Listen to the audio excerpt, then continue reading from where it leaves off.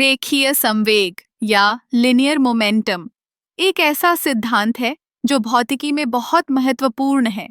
इसे हम एक वस्तु की गति और उसके द्रव्यमान के गुणनफल के रूप में समझ सकते हैं। सरल शब्दों में रेखीय संवेग को हम इस तरह से परिभाषित कर सकते हैं। संवेग एक द्रव्यमान x वेग। जब हम किसी वस्तु को गति में लाते हैं तो उसका संवेग भी बदलता है। उदाहरण के लिए, अगर हम एक गेंद को फेंकते हैं तो गेंद का द्रव्यमान स्थिर रहता है, लेकिन उसका वेग बढ़ता है। इसलिए गेंद का संवेग भी बढ़ता है। यह सिद्धांत न केवल खेलों में बल्कि हमारे दैनिक जीवन में भी लागू होता है। अब सोचिए कि जब दो वस्तुएं आपस में टकराती हैं तो उनके संवेग का क्या होता है। यह एक बहुत दिलचस्प विषय है। टकराव के समय कुल संवेग हमेशा संरक्षित रहता है। इसका मतलब है कि टकराने से पहले और बाद में कुल संवेग एक समान रहता है। इसे हम संवेग का संरक्षण सिद्धांत कहते हैं।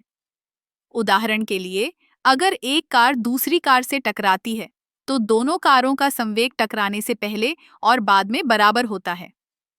यह सिद्धांत हमें यह समझने में मदद करता है कि टकराव के बाद वस्तुएं कैसे गति करती हैं।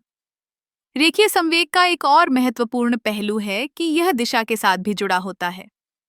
अगर एक वस्तु एक दिशा में चल रही है और दूसरी वस्तु विपरीत दिशा में, तो उनके संवेगों का योग हमें यह बताता है कि कुल संवेग किस दिशा में होगा।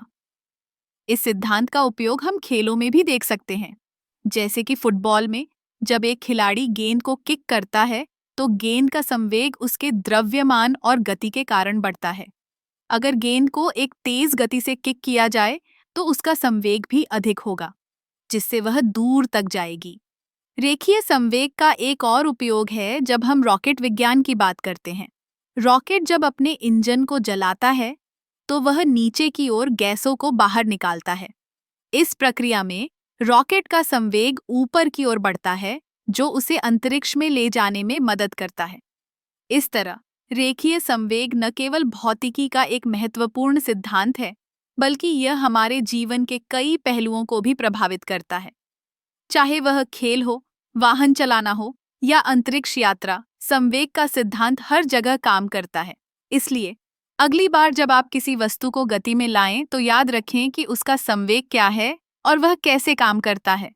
यह न केवल एक वैज्ञानिक सिद्धांत है, बल्कि यह हमारे चारों ओर की दुनिया को समझने का एक तरीका भी है।